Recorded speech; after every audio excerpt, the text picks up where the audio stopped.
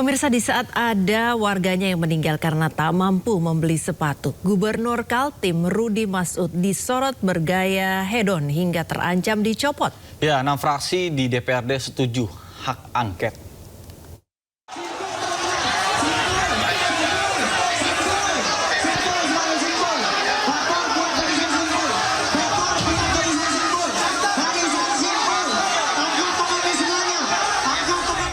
Ribuan masyarakat Kalimantan Timur menggelar aksi unjuk rasa jilid 2 di depan kantor DPRD Kaltim. Situasi sempat memanas saat massa mencoba masuk ke dalam gedung legislatif. Aksi dilakukan demi mengawal pembahasan rekomendasi hak angket untuk Gubernur Kaltim Rudy Masud. Hasilnya, 6 fraksi sepakat pembentukan pansus hak angket, sedangkan 1 fraksi lainnya menolak. Masyarakat bisa menilai lah siapa yang menolak. Oke, pengawalannya seperti apa nanti hak angket ini untuk biar ini berjalan dengan sesuai dengan alur? Yang jelas saya akan kawal dan saya akan menemani tuntutan masyarakat. Kita sudah berjanji sama masyarakat, ada pimpinan dan ada 7 fraksi kemarin menandatangani fakta integritas. Nama Gubernur Kaltim Rudy Masud menjadi perbincangan setelah kontroversi sejumlah kebijakan yang dikeluarkan. Kontroversi Rudy bermula saat dirinya meminta pengadaan mobil dinas seharga 8,5 miliar rupiah. Anggaran renovasi rumah dinas dan fasilitas kerja Pemprov Kaltim juga jadi sorotan. Tak main-main, Rudy Masud menyiapkan anggaran mencapai 25 miliar rupiah. Selain Rudy Masud, istri, adik, dan kakak kandungnya juga menduduki jabatan strategis di lingkungan pemerintahan daerah hingga DPR RI. Rudy Masud membantah tuduhan politik dinasti.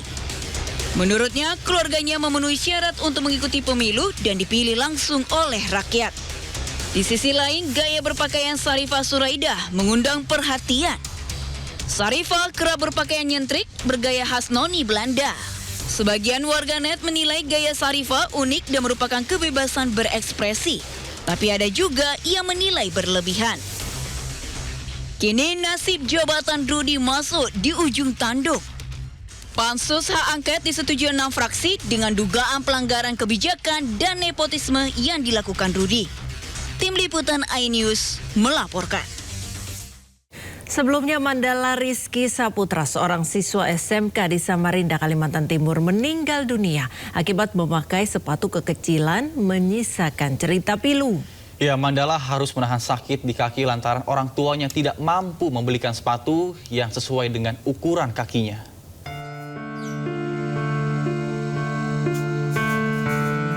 Duka masih terasa di rumah Mandala Rizky Saputra, pelajar SMK berusia 16 tahun di Samarinda, Kalimantan Timur yang meninggal dunia usai menderita sakit.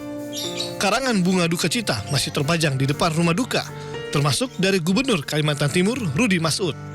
Namun siapa yang menyangka jika sepatu milik almarhum inilah yang menjadi kisah miris remaja ini berpulang ke Yang Maha Kuasa. Diduga, sepatu yang ukurannya sudah tidak muat lagi di kaki Mandala ini terpaksa harus tetap digunakan karena ibunya tidak punya uang untuk memberikannya sepatu baru. Mandala yang sedang magang di pusat perbelanjaan jatuh sakit karena pembengkakan di kakinya. 1 bulan berjalan, nyeri di kakinya menjalar hingga ke pinggang dan kepala. Di kondisinya yang terus memburuk, Mandala mengaku tidak ingin menyusahkan keluarganya. Insya Allah ini nanti kalau PKS bisa diganti. Dia bilang gitu, nggak mau nyusahin sama sekali. Ini anak mengerti, katanya cukup aja. Kemudian dia bilang nggak usah diganti mah, penting keperluan untuk di rumah. Dia utamakan keperluan di rumah Mbak Rina. Bukan saya bilang sama teman saya tadi, saya ada puas sebenarnya. Rasa penyesalan bisa dibilang tak ada menyesal. Siapa sih mau lihat anak? Terus kita tak bisa mengadakan sepatu, udah jangan ada. Datang orang ini nyumbang sepatunya ada. Ya Allah ya Rabbi. Sudah tak kuat saya bilang, makanya dia bilang sebelum pergi. Nona Mandala benar berputus asa karena dia tahu saya bisa terjun ke sungai. Saya bilang pada waktu itu juga saya terjun karena amanat almarhum. Saya kuat Marina. Saya tinggal saya peluk dia kemarin sempat.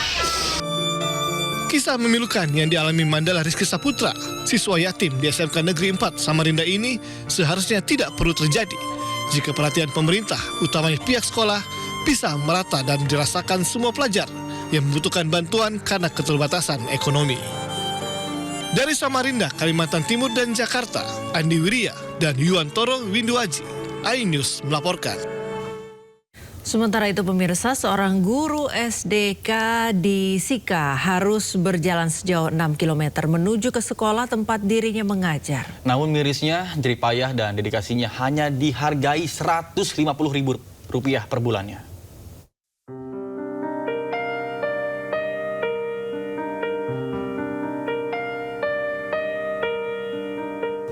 Demi mencerdaskan anak bangsa di pelosok daerah, Justina Yuniarti, seorang guru honorer di SDK Wukur, Sika, Nusa Tenggara Timur, rela harus menempuh perjalanan hingga 6 km untuk menuju ke sekolah.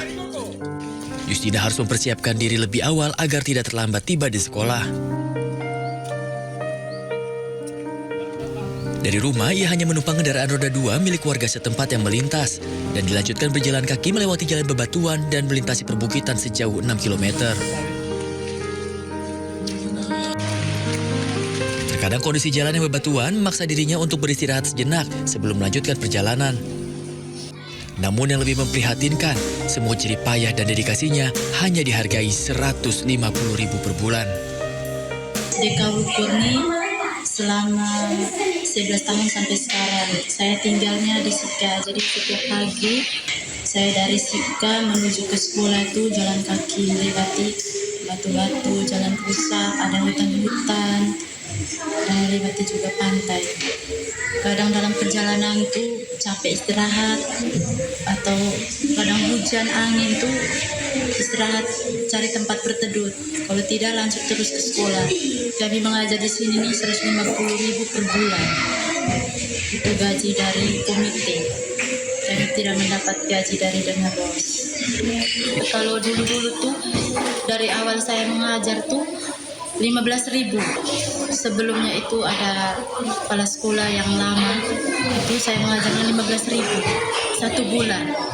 Kadang tidak dapat sama sekali itu, tapi tetap bertahan. Sementara itu, Kepala Sekolah SDK Wukur, Tersiana Siti Rosa, menyebutkan di sekolahnya terdapat 34 siswa dan 8 guru. Dari 8 guru itu, 7 orang guru diantaranya berstatus sebagai guru honorer dengan gaji Rp150.000 per bulan yang bersumber dari sumbangan orang. Pihak sekolah mengaku honor yang diterima para guru tidak bisa mencukupi kebutuhan mereka, apalagi beberapa guru sudah berkeluarga. Besarannya hanya per bulan itu dengan 150.000. Kalau dengan honor yang hanya sekian, pasti tidak bisa untuk mencukupi keperluan mereka. Tetapi dengan mengabdi dan mau mengajar, sehingga dengan uang yang begitu atau honor yang begitu pun mereka mau untuk mengabdi. Para guru dan siswa hanya bisa berharap ada perhatian dan bantuan dari pemerintah agar anak-anak yang berada di pelosok juga dapat menerima fasilitas serta akses pendidikan yang baik seperti di kota-kota lain. Dari Sika, Nusa Tenggara Timur, Jody Nura, iNews melaporkan. Pemirsa, Badan Komunikasi Pemerintah menggandeng Indonesia New Media Forum sebagai bagian dari strategi komunikasi digital nasional di tengah pergeseran konsumsi informasi masyarakat ke platform online. Namun uniknya, sejumlah media yang disebut Bakom RI malah membantah keterlibatan mereka. Bakom RI menggandeng Indonesia New Media Forum sebagai bagian dari strategi komunikasi digital nasional di tengah pergeseran konsumsi informasi masyarakat ke platform online. Beberapa media disebut dan berjumlah 30-40 media. Ini menjadi upaya Bakom untuk menjangkau publik seluas-luasnya, tak hanya melalui media konvensional tapi juga melalui kanal digital. Tak sedikit publik yang menduga forum ini dianggap menjadi mitra komunikasi pemerintah. Langkah memunculkan sorotan setelah sejumlah media digital yang disebut sebagai homeless media bertransformasi menjadi new media. Dulu namanya dikenal dengan istilah homeless media. Tapi teman-teman berusaha bertransformasi menjadi new media. Di antaranya saya bacakan ada Folk Aktif, Indozone, Dagelan, Indo Musikgram, Invipop, Narasi, Muslim Folk, USS Fit, Bapak-Bapak Ide. Kayaknya cocok buat kita nih Bapak-Bapak Ide nih. Menjadi Manusia, GNFI, Creative Fox, Kok Bisa, Tahu Butters, Pandemic Talks. Tahu Butters ini kayaknya cocok untuk Pak Budi nih kayaknya. Itu Pak Budi itu. Kawan Hawa, Volix, Ngomongin Uang, Big Alpha, Good Stats, Hai Dudu, Proud Project, Phoebis, Unframe, Kumpul Leaders, CXO Media, The Maple Media, How to Be Nothing, Everest Media, Geometry Media, Fox Daily, Dream, Melodi Alam, NKTSHI, Modest Talk, Lead Media, Nalar TV, Mahasiswa dan Jakarta, Notch Plus, dan Mature Indonesia.